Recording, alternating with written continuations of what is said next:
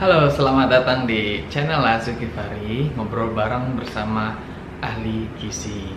Nah, pernah dengar nggak sih teman-teman itu bahwa kalau pengen menurunkan berat badan itu bisa loh dengan air putih. Pernah dengar informasinya? Kalau belum tahu ataupun masih penasaran, saksikan video ini secara lengkap karena di setiap sesinya saya akan membahas secara perlahan satu persatu untuk Anda mendapatkan informasi yang berdasarkan evidence based. Namun sebelum Anda saksikan, jangan lupa like, subscribe, dan juga komen supaya tidak tertinggal informasi terkini terkait gizi, kesehatan, dan juga kebugaran.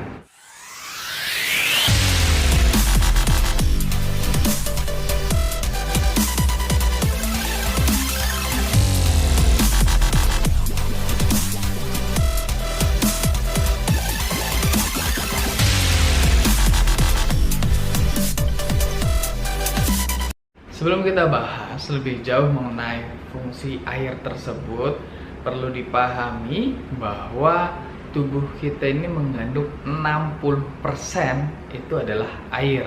Sehingga air ini memiliki fungsi manfaat yang sangat penting bagi tubuh kita.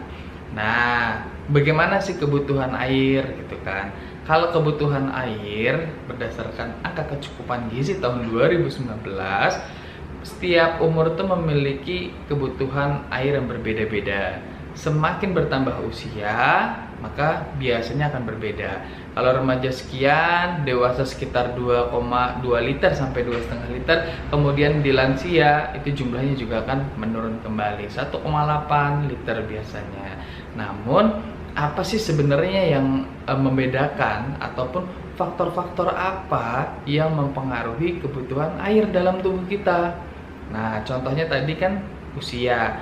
Nah, usia ini salah satu faktor yang mempengaruhi perbedaan kebutuhan air. Kemudian aktivitas fisik. Tentu, semakin tinggi aktivitas fisik seseorang individu suka berolahraga, maka kebutuhan airnya juga akan meningkat seperti itu. Kemudian lingkungan. Nah, bagi teman-teman yang tinggal mungkin di lingkungan yang panas atau yang dingin, itu biasanya akan mempengaruhi kebutuhan air.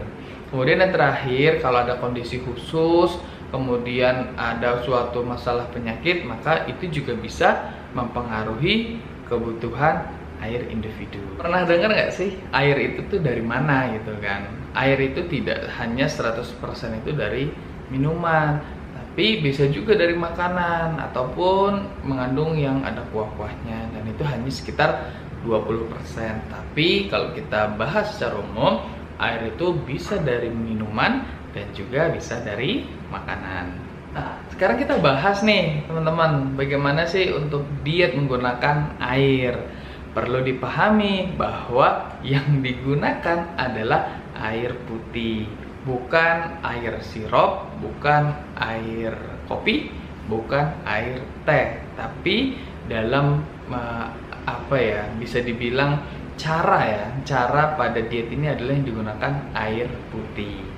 Nah, mekanismenya seperti apa sih? Biasanya diberikan waktu sekitar 30-45 menit atau bahkan 50 sebelum waktu makan utama. Mereka mengonsumsi sekitar 500 ml air putih, sehingga dia sebelum makan volume dalam lambungnya atau dalam tubuhnya sudah terisi dengan air putih tersebut. Nah, harapannya adalah bisa mengatur porsi makan yang dikonsumsi pada setiap waktu makan utama, sehingga dampaknya adalah makanan itu bisa lebih terjaga porsi, jumlahnya, dan berbagai macam komponennya.